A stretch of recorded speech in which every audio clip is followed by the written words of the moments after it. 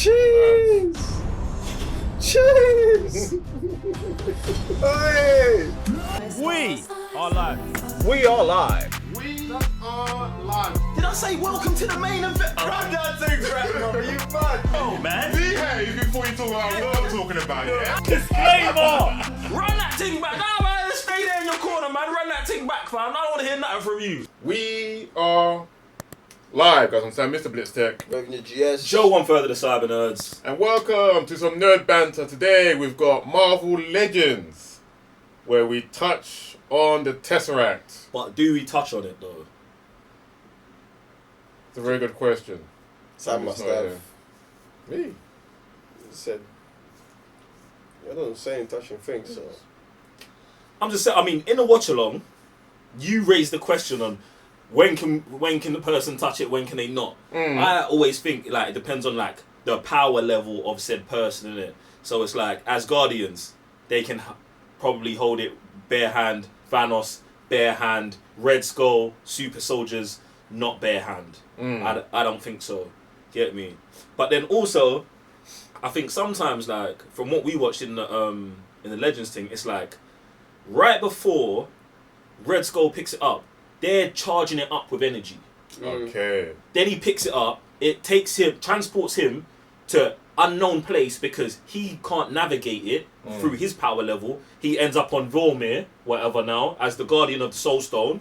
Then, because it's still like kind of gassed up, it falls through the ship. Do you know what I'm saying? Because it's like it's just depowering down after they had it in the machine. They was fueling all the guns with it. That's how I see it. And it's almost like when them man in 2012 in Avengers at the start, they're charging it up, trying to do something with it.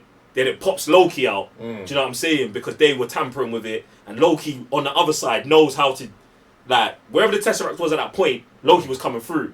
And they was charging it up. Do you know what I'm saying? That's how I've always, like, in my mind, but probably wrong, but that's what I'm You know, one of the things that they kind of showcase the Tesseract throughout the years on Earth is like, people been doing a madness with it From the beginning. a minute. From the beginning. And then they wonder why the Mad Titan came here and snapped half of you, man.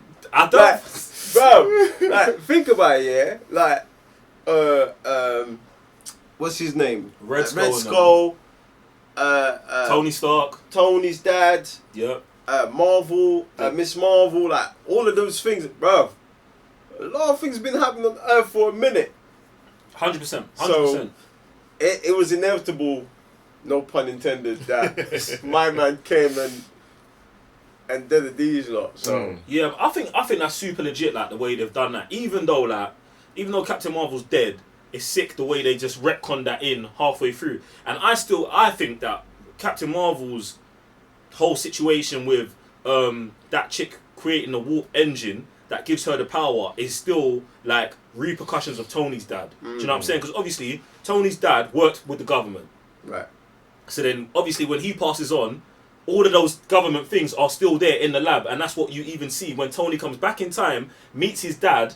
The Tesseract is still in the SHIELD headquarters. You know what I'm saying? So that was just SHIELD then. We're going to keep working on this. They do the Captain Marvel thing, doesn't work. Then it's more so in Nick Fury's hands. And then that's when Captain America pulls man up. Like, you man are doing the same thing Hydra was doing on the helicarrier. Like, bruv, it's just got, you know what I'm saying? It's just traveling through time. Like, and everyone else, I feel like, is just traveling around it. Like, Through time. I mean, I do this, son, innit? Get me. So yeah, man, I feel like it's super sick. And besides this, it's like this Infinity Stone and the Mind Stone, Right, yeah. what's inside the Scepter, are the two stones I feel like we've spent the most time with and been fleshed out the most. And then probably third being the Reality Stone, only because they did a whole movie for the Dark World that no one cares about. That get me, but no one cares about that movie. Right, no one, brother. And I watched the whole. I watched the first 2 Thor movies because they were my least liked 4 movies. So I was like, I'm starting back with the Marvel movies again. I was like, let me break in with these 2 movies now that I have obviously more knowledge because obviously the other movies happened. And then I was just like, this is no good, buddy. Yeah, It's just like, but you know what's funny? Like Ella completely ignores the stone when she's going through the vault. What, the Tesseract? Yeah, that's like, oh, this is interesting, and she carries on walking. For me, in that whole scene, she is on a deeper job than one singular Infinity Stone. Because you got to think about it, like Odin's got these things, bruv, and to Odin, because he's the one who's put them in a vault. It's not that much. It's not that big of a deal. He's a sick man, bro. Like, yeah, bro. His collection trophies, bro. Yeah, bro. But you got to think about how long he's been on crud, how long she was on crud with him. With him, yeah. She was a right-hand man. Exactly. Or woman. And then you got to think about these men are out here conquering galaxies. Do you know what I'm saying? Is one Infinity Stone really in man's mind? Right. Do you know what I'm saying, bro? No one gets OD fearful until they were like, whoa, he's got two of them. And they know he's trying to get more. And then the other thing is just like, what would that man do with it? Like, what would, like, if Hela had the space stone, would she really use it? She travels through space already. That's what I say. She can travel through space already. So if she knows what it can do, she's like, it's not that deep. Do you know what I'm saying, bro? It's mad how like this whole Legends thing starts off with Odin talking with the book talking about it's crazy how some people remember us as legends and this, but this one thing here, this is when all of that stuff meets. Yeah, bro. Tesseract's been through a madness, bro. I wonder if, because Tesseract, we know more about Tesseract because we've been on Earth. I wonder if we'll also get to dive deeper through the other stones through other characters. Yeah. So like, we're here now in this particular sector. This is where this stone lived. This is where these people was trying to do with it at the time. Same thing that happened on Earth. They was kind of trying to meddle in with it. Yeah. So like, if they kind of do that, then that gives an opportunity to explore those stones at set time. And I think this is why so many of the stones, they pass through Earth, but they also pass through the Asgardians, bro. Because these mans, they've probably had the most contact with the most stones as well, outside of Thanos. Get me? Because the reality stone shows up with them, man. They've had this, Thanos gives Loki the scepter, so Thanos already had a stone, gives a stone to go get another stone. Like, obviously, he's out here not gambling, but trying to make moves and trades and stuff like that. So it would be interesting because I would like to know, like, how some of these stones, like, firstly, we still don't know how the Tesseract got to Earth. It was just there in a vault or in my man, them man had it. There, you get me? But it's like, the reality stone, they always talk about the convergence. And how when there's 100 years and then you know what I'm saying, like, it's an Eternals thing, like, exactly, and that convergence is happening all over the galaxy. So, you know what I'm saying? And the Eternals on Earth. Get me? And then it's like, bruv, but if those Eternals are on Earth, what are the other ones? Exactly, there's got to be a planet of Eternals, no? Do you get what I'm saying? And then even like the Soul Stone's got a whole planet that needs to hold it. Like, maybe we'll find out in all of them.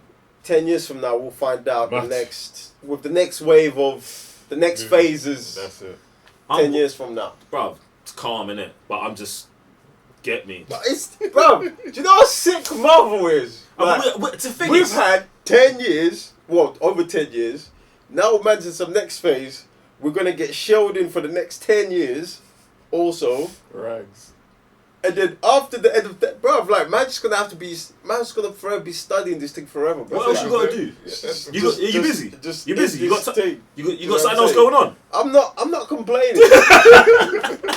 I'm just saying how these men have put us in this space now. Fuck, do you still read comic books? Forever. Yeah, I'm reading more now. When did you start? I actually started. No, when did you start reading comic books? Oh, back when. When you was how old? When Desmond was on. All right, cool. Desmond, how long? No.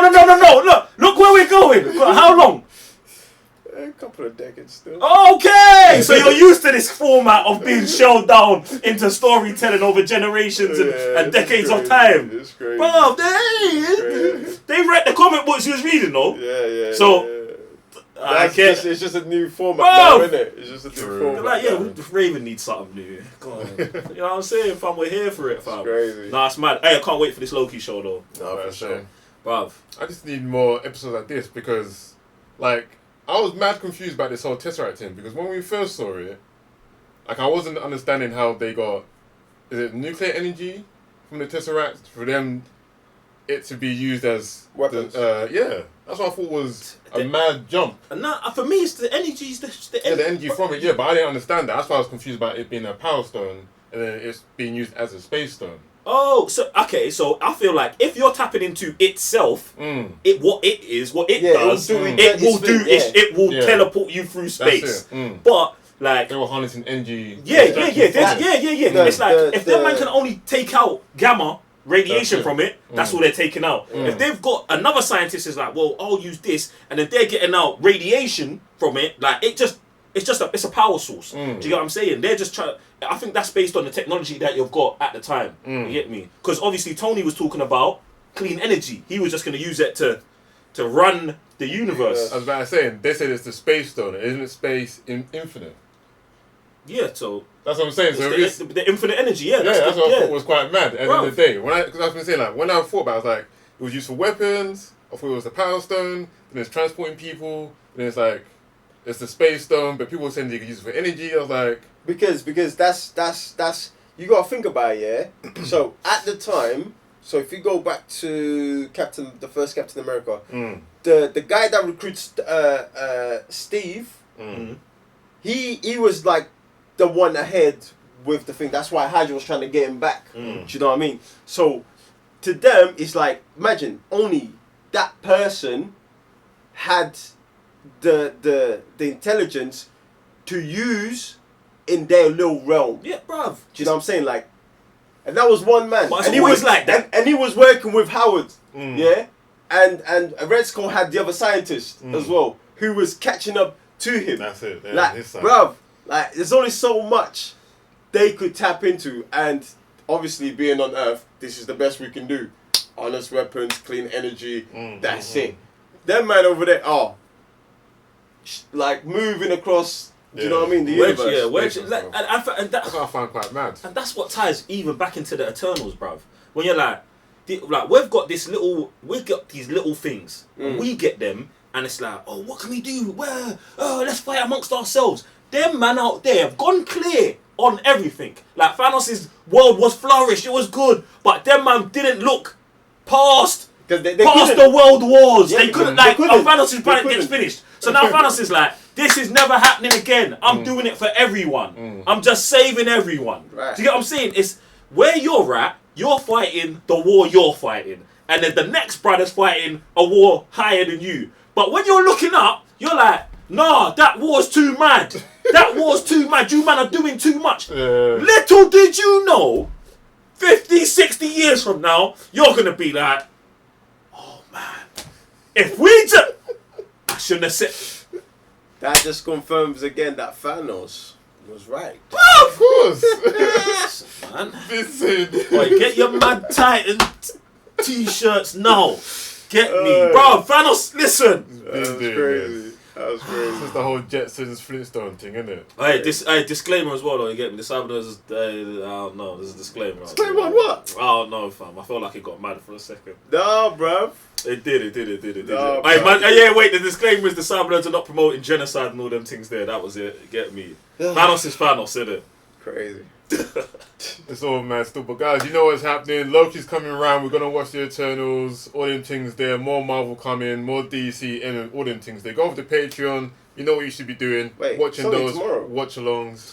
Tomorrow. Loki. Tomorrow. Yeah, but we don't know when these men are watching it. They might be catching up. Well, that's up to them. Just so you know, if you're not on the Cybernerds like that, that's your fault. But this time tomorrow, Loki watch-alongs out. Bang. And the review's out. Bang. Jeez. And yeah, we're waiting for the next episode. So you're welcome.